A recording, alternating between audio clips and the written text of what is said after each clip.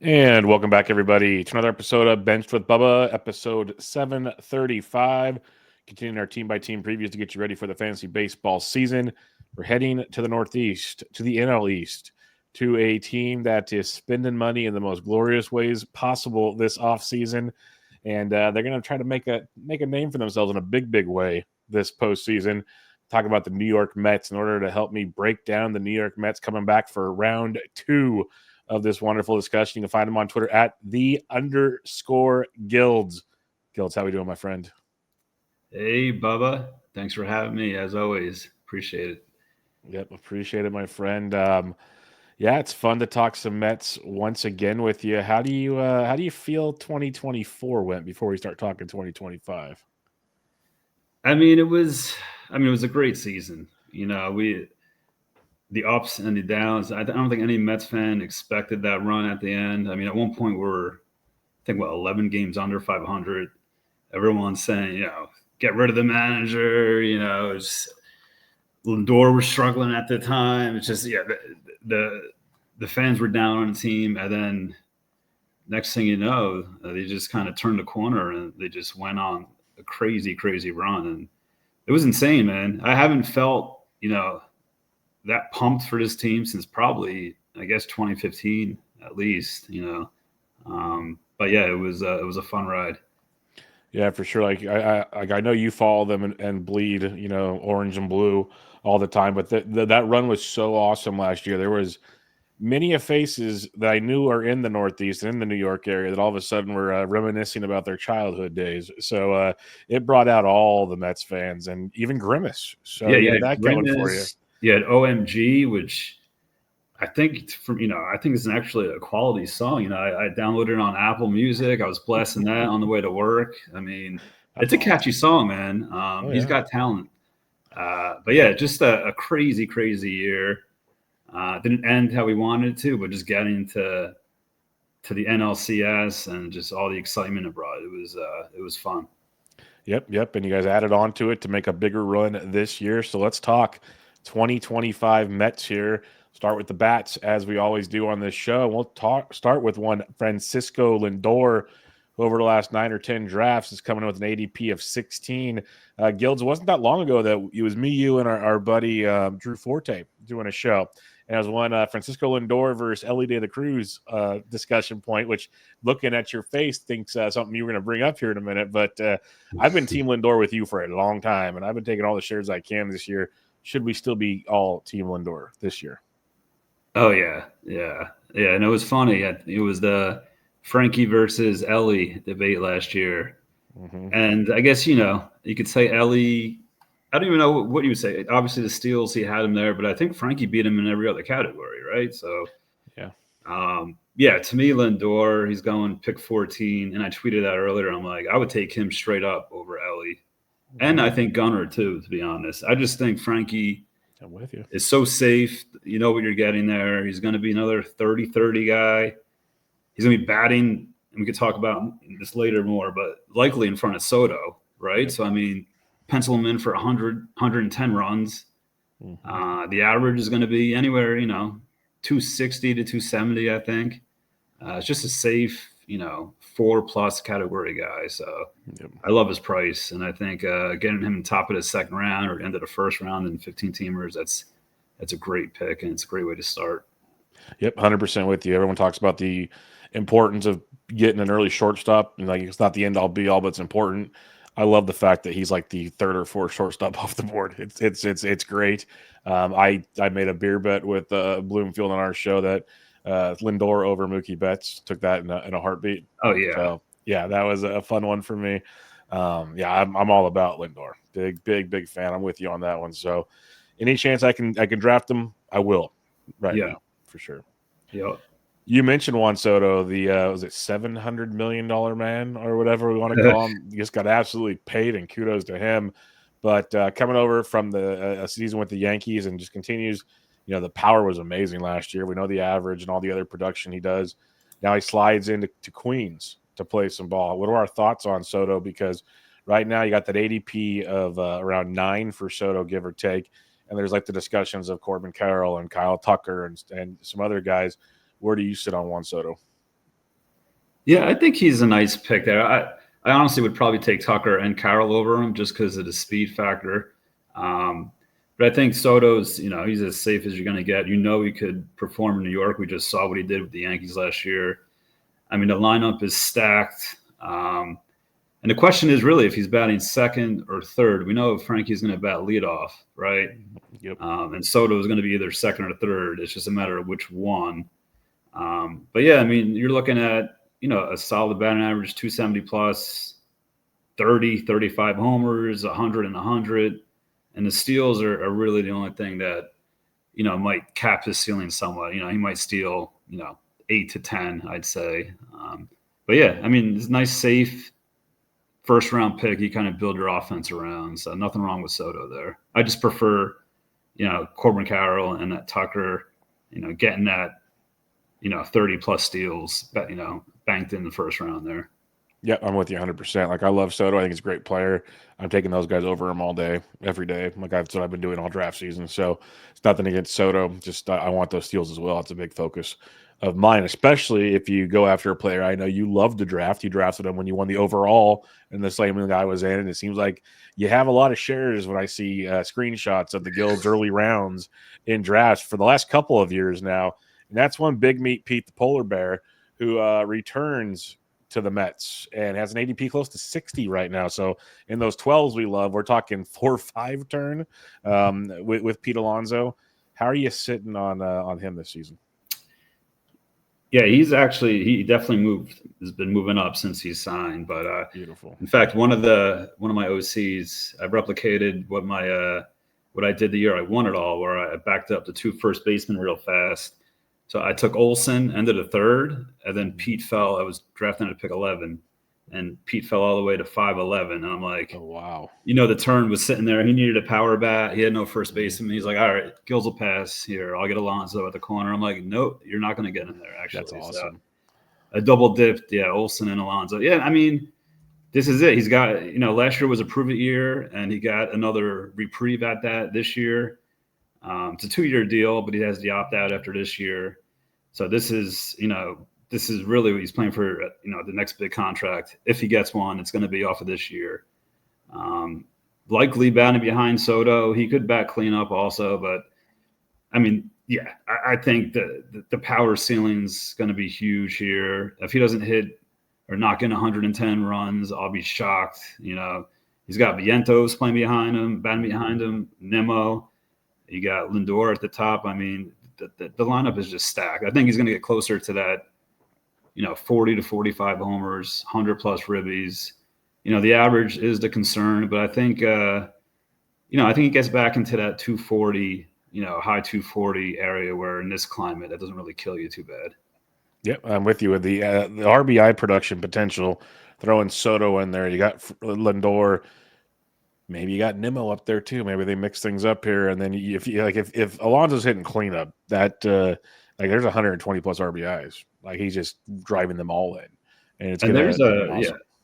I mean, that's really the talk now in New York is really just a lineup configuration, because honestly, Pete could bat second possibly with Soto behind him, give him some great protection back there. But likely, yeah, he's probably batting third or fourth with Vientos, third or fourth. It's just a matter of what Mendoza likes. But I could see that maybe changing too throughout the season. Yeah, for sure. All right, Brandon Nimmo, a player that last year hit 23 homers, 15 steals. The average dropped a ton, but the steals came up in bunches. Still plays pretty much every day. Plays hurt. Already said he's going to play through the plantar fasciitis again this season, which makes you kind of squeamish, but okay, he did it last year. His ADP is 197. Where do we sit on a guy like Brandon Nimmo? Because for 2 reasons. A, the injury, and B, he used to be like the leadoff guy, so we'd like to get OBP, going to score runs, do his thing. That might not be the case this year, it looks like. So where do we sit on Nimmo?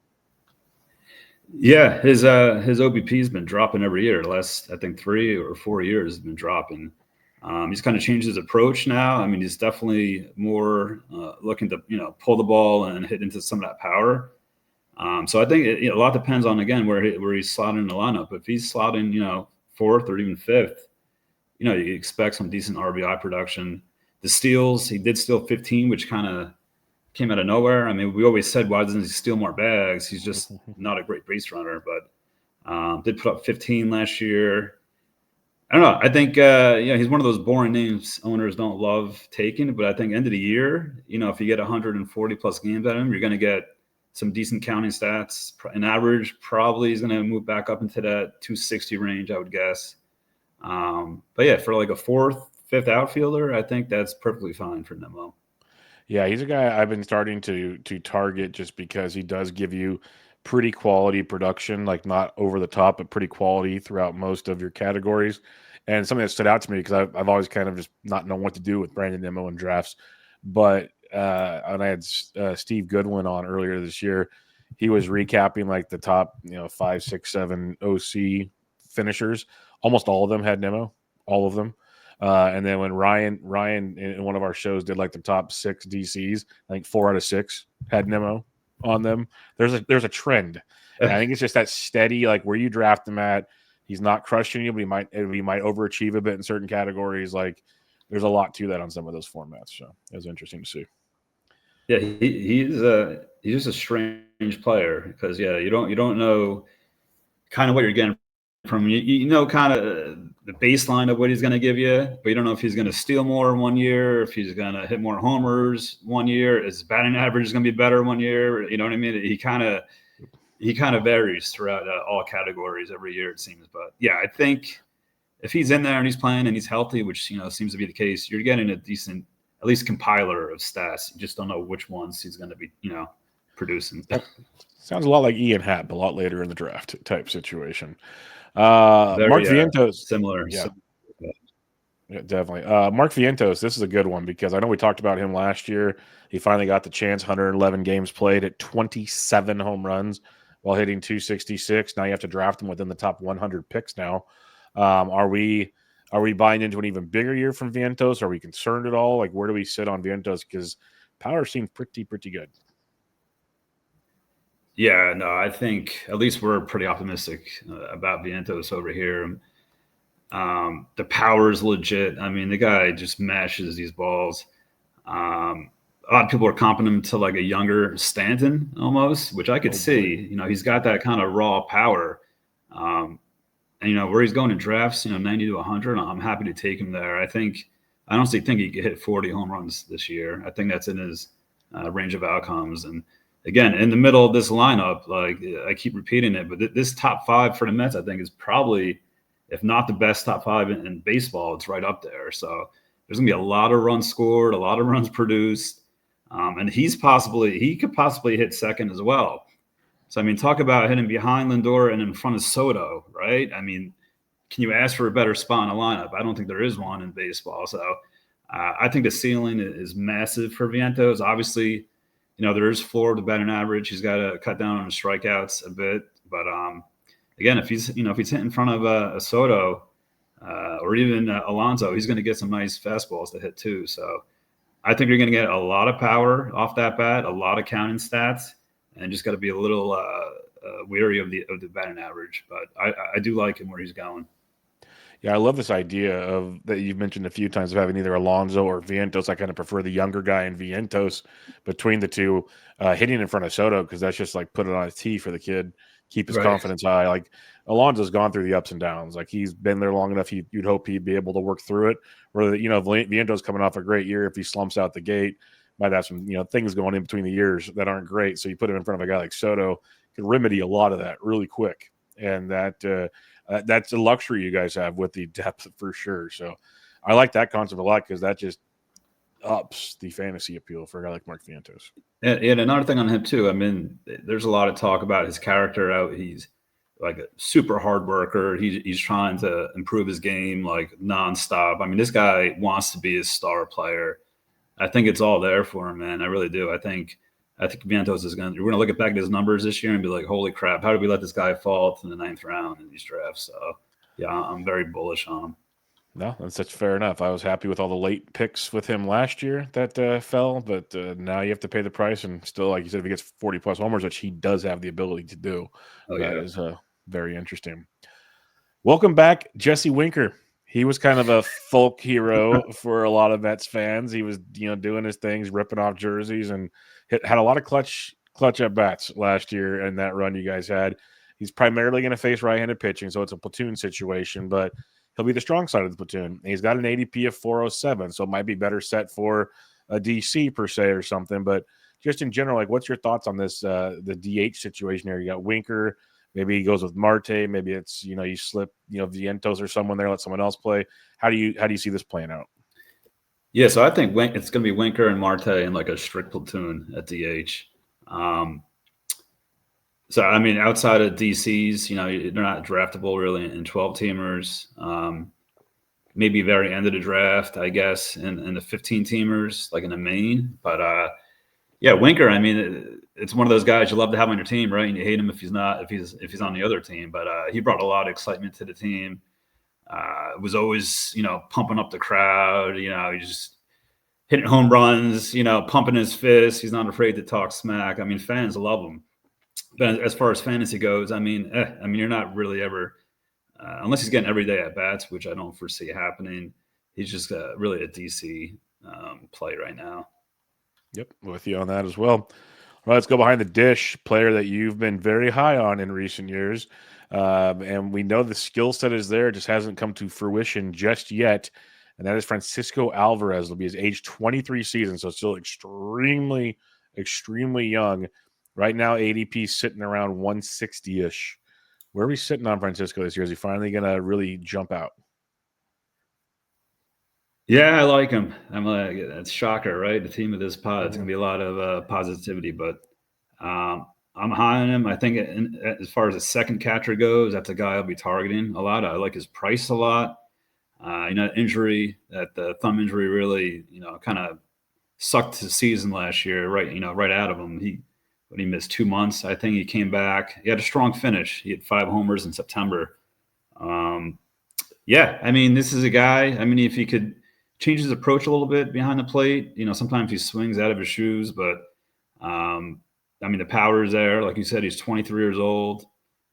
Former top prospect. I mean, the sky's the limit for him too. He does have to cut down on his strikeouts also. But another guy, I mean, if he could hit 30 homers, that wouldn't shock anyone really. So just another guy, a good, C2 late, especially after 150. That's a guy I'm happy to click on. Yeah, where he's going right now in drafts, like, why can't he be Shea Langoliers, who's going at 124?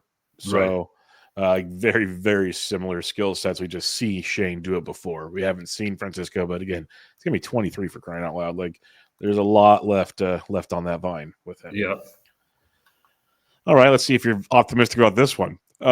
Jeff McNeil, he's still there. Just still there is the way I look at it. He's just that one that won't go away, even though I want Luis Angel Acuna to just play every single day. And I know I'm not alone in that regard, but McNeil's getting paid. So he's going to probably play second base, at least to start the year. How are you feeling on Jeff McNeil this year? Because, again, he's just there. Yeah, he's just there. I mean, I honestly think they want to play him and see if he gets hot at some point and try to trade him. I think he's got one more year left. I mean, his game just kind of cratered, from 2 years ago. Yeah, I mean, he's not draftable in 12 teamers, 15 teamers, even. I mean, perhaps, I guess in DCs, if you're looking for a guy just to plug in there with at bats, but he doesn't really do much of anything, fantasy wise. Yep. I mean, he's a compiler, but doesn't really compile, if that makes any sense. But yeah, nothing to see here. I think he's probably out at some point. And honestly, you could, like you said, straight up lose his gig to Acuna, possibly, or even Mauricio at some point, which maybe talk about in a little bit. Yeah, we'll talk about him in a little bit for sure. Anybody else that looks like will start the year with the team? This is the thing, is this team's very dominant, but like if you just look at roster resource, Luis Torrens, the backup catcher. Okay. Nick Madrigal doesn't scream excitement. Starling Marte DH in a platoon. Tyrone Taylor's got his moments, but he's like your fourth outfielder. So you need these boys to stay healthy before we start talking about prospects, probably.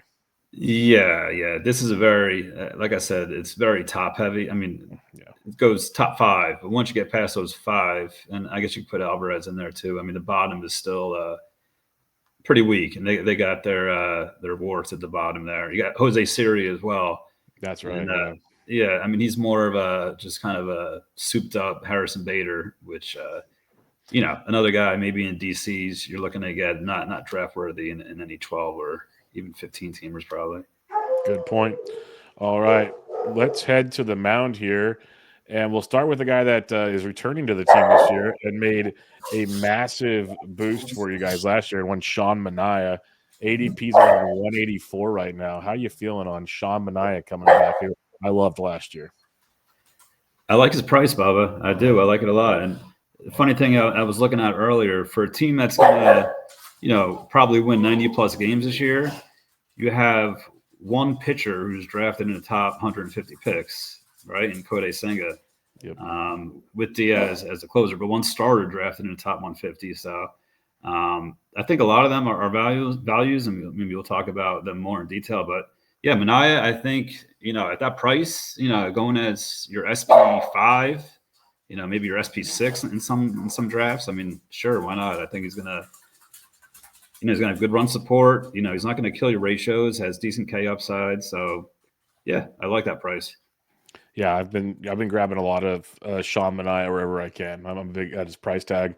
I think it's great. Like you mentioned, there's gonna be a lot of potential value in this rotation.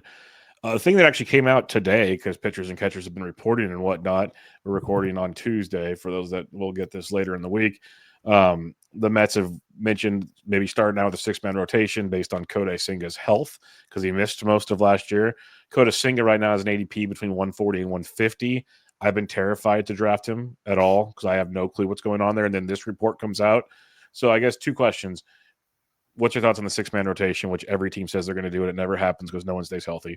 And secondly, what are we doing with Kodai Senga? Because I know the talent is very, very good. We just haven't seen him stay healthy enough to see it in a big sample. Yeah, I'm all in on Senga. In fact, I just took him in this last OC around like 151, I think. Nice. And to me, that's all upside. To me, there's just a report today that he's feeling healthy. He's ready to go. And the guy's got electric stuff, right? The ghost fork. He's got some, his stuff is just silly. And I'm not asking for a lot there. If he gives you 140, 150 innings, you could be looking at elite ratios, really nice K upside, and he's going 150 picks into the draft. To me, I mean, I'm very willing to take that gamble at that part of the draft. Okay, yeah, that's if you believe, I might have to change my thought process there because yes, he is. If he is healthy, it's gonna be a steal at that point in the draft. And in a 12, like you're talking OCs, that's an easy drop. Like they're saying his shoulder is good to go. They said he's all recovered. I mean, he's healthy right now. He had the calf sprain that ended his year last year. He came back for the one start there. And then the Dodger game, which was a disaster. But all reports are he's ready to go. So until he's not, I'm drafting as if he's healthy. And they're definitely going to monitor his innings. Like you said, 6-man rotation. I don't think he's going to pitch more than 150, 160. But a guy that has that kind of elite K upside and ratios going that deep into the draft, I'm definitely clicking that button. And that might be why they want to go 6-man, because if you want to get 150, you can space them out. You do that. It's not like it's the pillar of, you got Manaea's 33. We're talking Montas, who's almost 32, David Peterson, Clay Holmes. Like every pitcher is basically 30 or older in this rotation, which is not a bad thing. But when we talk about most teams, there's at least one or two young arms in this deal. So 6-man might not be the worst thing, all things considered. So let's talk about Frankie Montas coming over here on a 1 or 2 year deal. Got traded last year, actually pitched much better with Milwaukee. The ratios were not ideal, but the strikeouts look better, yada, yada, yada. ADP's 311 with Frankie Montas, essentially free in an OC. I've always been a Frankie Montas believer. I get the concerns. Where do you sit on Frankie Montas? Yeah, I'm going to sound like a broken record, Bubba, but I like all these prices for all these pitchers. I mean, there's really no risk. Outside of Senga, pick 150 is somewhat of a risk, but the rest of these guys are all going, after Manaea, they're going late 200s, early 300s. There's no risk, right? So if you believe in the pitching coach Hefner and the pitching lab there and Stearns, I mean, so far he's hitting on everything, So if he believes in him, they could, reclaim his old form and turn him into the guy he was a few years ago. Great park, great team. It wouldn't, again, another guy that wouldn't shock me. Like, if you put in like Severino type numbers, who, Yeah, it's true. A lot of people doubted him last year and they turned him around. So you never know. I think that's a great comp, Montas and Severino, because it's like Montas, we've seen him be really good before he had his injuries. Severino was pretty good, had his injuries. Severino comes in much improved with the Mets. Again, anything can happen, but it is a pretty interesting comp there to put the two together there. I like that a lot, actually. Yeah. David Peterson, ADP is 376. This is the guy that strikeout rate dropped a ton last year, but the ratios got much better. I've always liked him for the strikeout appeal, but he used to walk the farm, drop the walks, but drop the Ks. More of a pitch to contact, get the job done guy last year. Where are we sitting on David Peterson this year? I like him too, Bubba. I like. I'm just gonna make a button. I know it's crazy. Just again, I'm just really talking just the value mostly. I mean, I do like him as a pitcher, but yeah, he looked really good last year. I'm shocked too that he's getting no love in these fantasy circles. I mean, what do you have? He had like a 2.9 ERA last year, right? So, yep. I mean, he looked good. Like you said, the walks are what killed him. If he could, contain those and pitch to some contact, he's got a good defense behind him. So. Yeah, I mean, I know they're high on him here too. So I mean, he's going to be a fixture in that rotation as long as he's healthy. So I feel like you could do a lot worse, as your SP, 7, 6, 7 in these drafts. So that's a guy I've been adding late too in these rounds. Just again, no risk there. So all upside. All right, let's talk another new member of the Mets here coming over from the Yankees. Going from closer to back to the rotation in Clay Holmes. ADP is a little bit, it's between 290, 300 right now. I actually picked up my first Clay Holmes share in a DC today. Went and jumped on that train. Just hasn't fallen the way I've drafted so far, but he was sitting right there, needed a pitcher. Boom. He still threw like 90 innings last year. He threw, 63, sorry. So like we've seen these relievers turn starters, go get you 140, something like that. What are your thoughts on Holmes? Again, very affordable. And honestly, I think repertoire wise, I like it better than a Peterson. Obviously, going much different. He's going about 10 picks ahead of Frankie Montas. Interesting discussion there.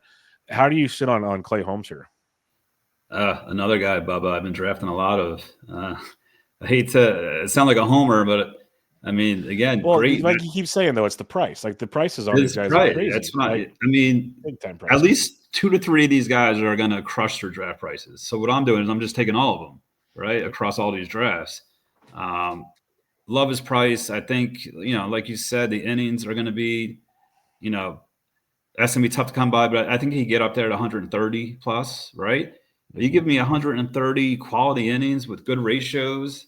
His Ks will be decent, nothing crazy, but 130 innings of good ratios on a good team. You know what I mean? You start that guy as long as he's pitching for, as long as he's in rotation, you're going to be starting.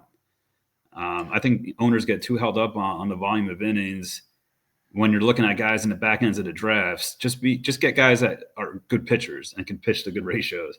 Worry about the innings later. You know what I mean? Yeah. The innings, the volume, those are the guys I'm looking at, the top 100 picks, right?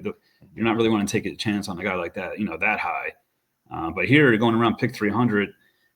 If he gives you 110 innings of good ratios and, 15 starts, I'll sign me up for that at pick 305. So I love him. I love him where he's going. I think he's going to be, very solid. This is a guy that I think they're going to, enjoy working with, and the pitching lab. And they want to be like, hey, see, we're smarter than everybody else. This is the kind of guy that Stearns and company, likes to target. So, yeah, I think Clay Holmes is going to be a legit starting pitcher for the Mets. I think you're looking at probably mid-threes ERA. Whip probably in the 115 to 120 range, decent Ks, and he's has a good offense around him. So wins should be there as well. So I do like his outlook. Yeah, I'm with you on everything you said there. And one thing, like you mentioned, the later pitchers, especially in an OC, you work the waiver wire pretty well. Like you're pretty aggressive early on. So if these guys aren't panning out, or it looks like things are wrong, you fix these things in an OC. It's a very quick, like where they're getting drafted, you're dropping most guys you're picking here anyways. That's just the reality of the situation. So take your chances, like you're saying. And a team like the Mets, like they're not worried about the full season with a lot of these guys. It's just get me, and then we'll trade, we'll spend more money, like we'll do whatever we got to do type thing to piece this together. And we got Paul Blackburn, ADP 670, Tyler McGill 466. Their options if it's a 6-man rotation, one of them's in play. Like are like maybe in a DC or something? Are you looking at these guys? Yeah, DCs only. Yeah, definitely not draftable in these OCs or 15 teamers.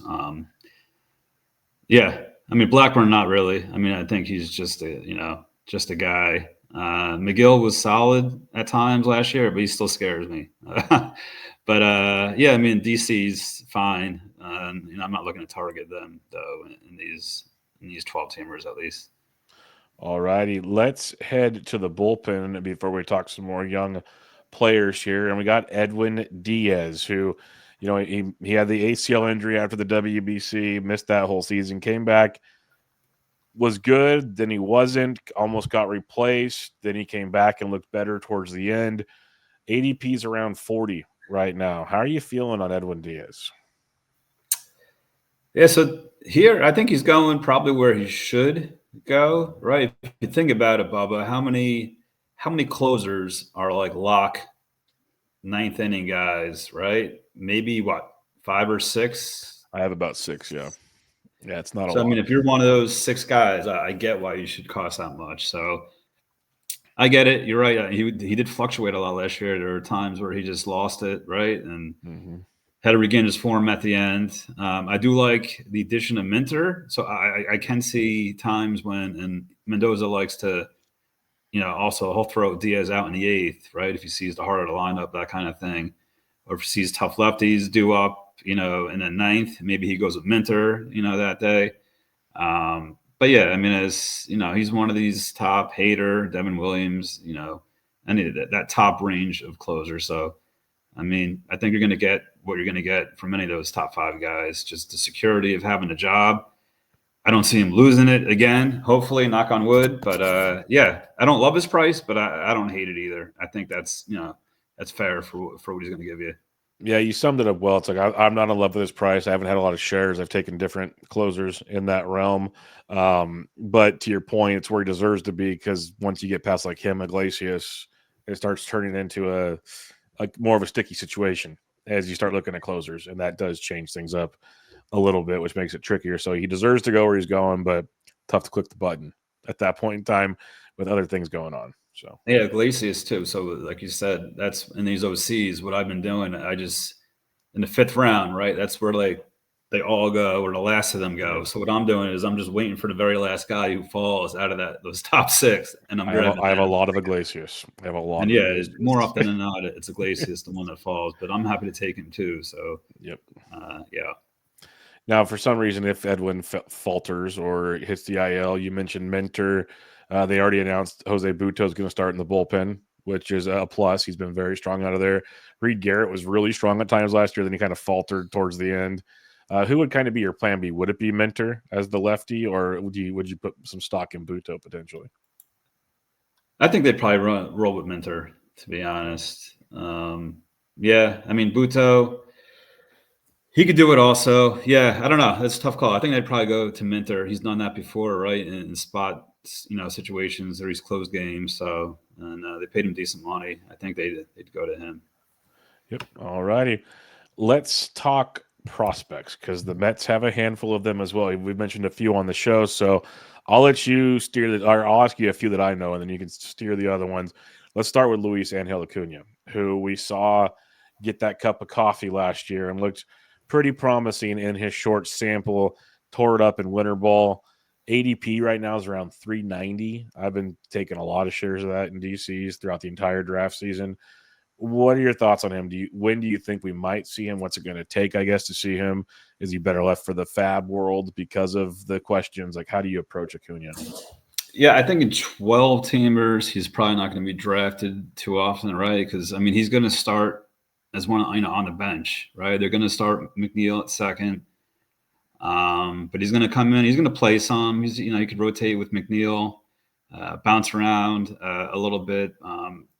Definitely come in late game situations, pinch run, that kind of stuff. But barring a McNeil injury or just completely sucking, which is definitely possible, he's probably not going to see every day at bats, at least for a couple months into the season. So I don't think he's a guy you could really draft outside of DCs right now, but definitely a guy to keep on your radar. All right, let's talk about Ronnie Mauricio, who you mentioned earlier. ADP is around 490 in DCs. He was a guy last DC season before he had the knee injury that everyone was pretty pumped, like, hey, this is going to be Ronnie time, and rightfully so from what we saw. So where are we at on him entering this season? Yeah, I think we're going to see a repeat of that, where I think he'll be the highest fab bid this summer. That's one of my picks right there for Ronnie Mauricio. I think so. He had the ACL surgery. I was reading up on this yesterday. It was December of 23. Right. So we're 14 months out of his surgery. Right. So I mean, this is a guy, who should be, back on the field and playing. Now, I did read also he's probably not going to play until mid-March into spring training. Okay. So you're probably not going to see a lot of him in spring training, maybe towards the end, just a little bit. He's going to start the year in the minors, but this is a guy I think that's going to come up, whether it's May, early June. He's going to come up. They might, McNeil might be sucking, and they want to just flat out replace him. Maybe they trade McNeil. I don't know. Mauricio is going to be a factor on this team in the second half, and I could see him coming up, and I'll be dropping 400 on him if I have 400, which I probably won't. But that's a guy he's gonna break the bank for a lot of these owners in fab. That's my call. Yeah, talent is ridiculously good. Once Yeah, but no, this one I totally could see happening because he is that good, and people are willing to do that in draft season last year for him, let alone when he comes up in the fab world. Let's talk Brett Beatty. Before Alonso came back, there was rumors Vientos to first. Beatty might actually get a chance at third. Well, that kind of went up in smoke now. Brett Beatty's ADP is now around 500 over the last 10 drafts. Are we just moving on from the kid, or is there still some optimism there? Oh, man. Yeah, what a disappointment. I mean, we were so high on him, in his rookie year, and he showed flashes, and then it hasn't happened for him. I mean, yeah, I don't. He's 25 now. He's not going to get a chance to play every day. That's for sure. With Alonso coming back. I mean, yeah, he's definitely not draft worthy. In 12 teamers, even 15s. I mean, you can't draft this guy. Yeah, I mean, he's like a late round. I don't even. What's he going in DCs? Do you have the ADP there? Around 500. Yeah. Okay. I mean, that's really what he's amounting to right now. Is barring an injury to Vientos. Really, I don't know. Outside of that, I don't know how he gets any chance to play, to be honest. Because even Vientos is going to be handed a long leash. Yep. You know what I mean? He might start out, April, in a massive slump. They're not going to mess with this kid anymore. He's going to be their third baseman now and for the future. So maybe he's trade material, Beatty, if he's doing well, in AAA. But yeah, I don't know. I don't see it happening in New York for Beatty. All right. Any other hitting prospects before we talk pitching prospects worth potentially talking about for this season? Let's see. You have Drew Gilbert. That's the guy who's probably closest. But I think he's primarily a left fielder, right? So barring a Nimmo injury, I don't see him coming up. I mean, again, but they could also, they could trade Marte at some point too. There's going to be a lot of movement on this team.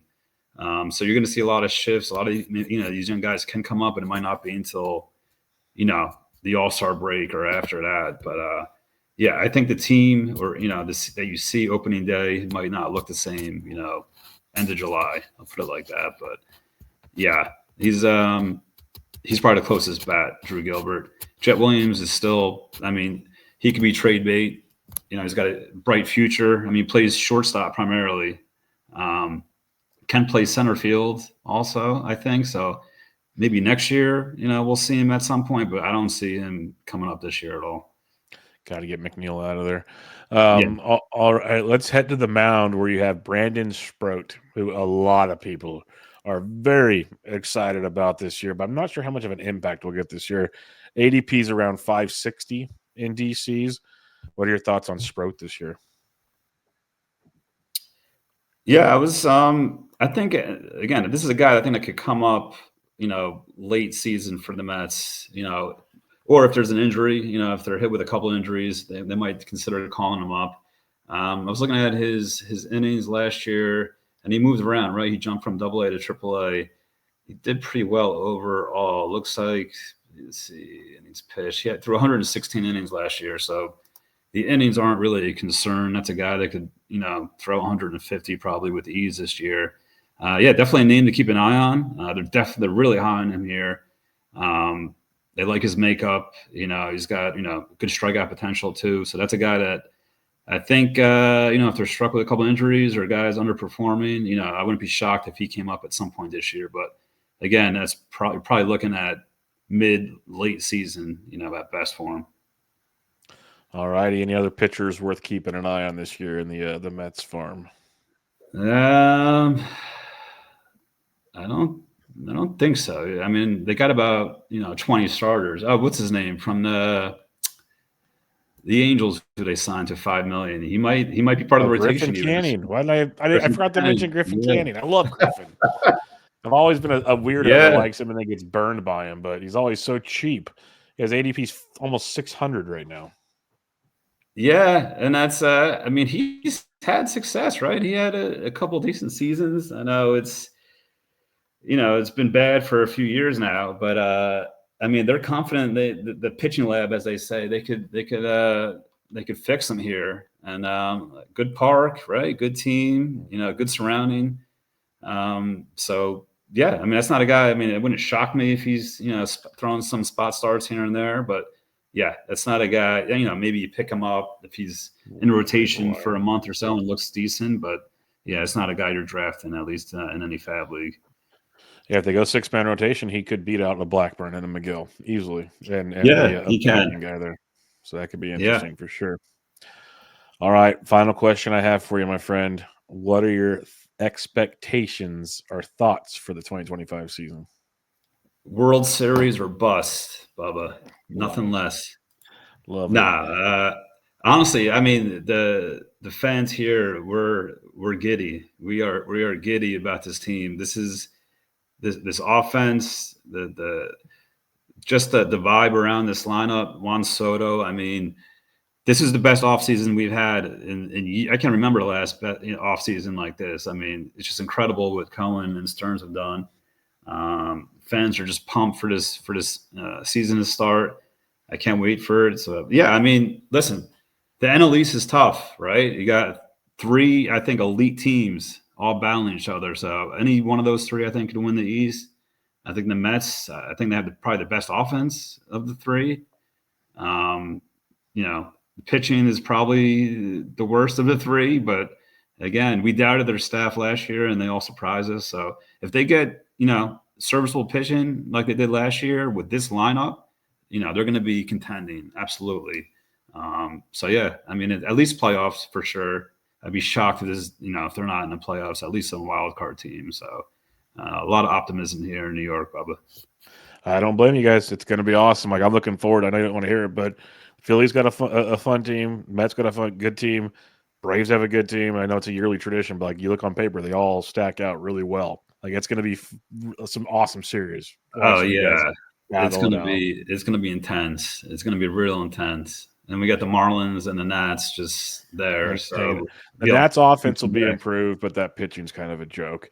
And the Marlins don't even care about baseball right now. So the Marlins, jeez. Yeah. So yeah, you got that going for you. Like if anything, the Nats might be a pain in the butt certain series, like out of nowhere, but I wouldn't be too concerned. And the Marlins actually play the Mets tough always. So, I mean, I joke, but for some reason they like to beat us, the Marlins, even when they're shit. They got those young kids that no one cares. They're just like, what do I have to lose? They're just gonna go out there. So we'll see what happens. But I'm looking forward to watching as a baseball fan because it's going to be a lot of fun, and probably at least 2, if not 3 teams out of the East will be in the postseason. Wouldn't be shocked about that one bit. But we'll wrap it up there, my friend. Always a pleasure having you on, talking some Mets, talking some baseball. We'll have to do it again sometime. Absolutely, Bubba. I always appreciate you having me on. Always. Make sure y'all check out the Gildz on Twitter at @the_Gildz. It's draft season, folks. So get in it with the Gildz. And until next time, this was Bench with Bubba, episode 735, your 2025 Mets preview. Catch y'all next time.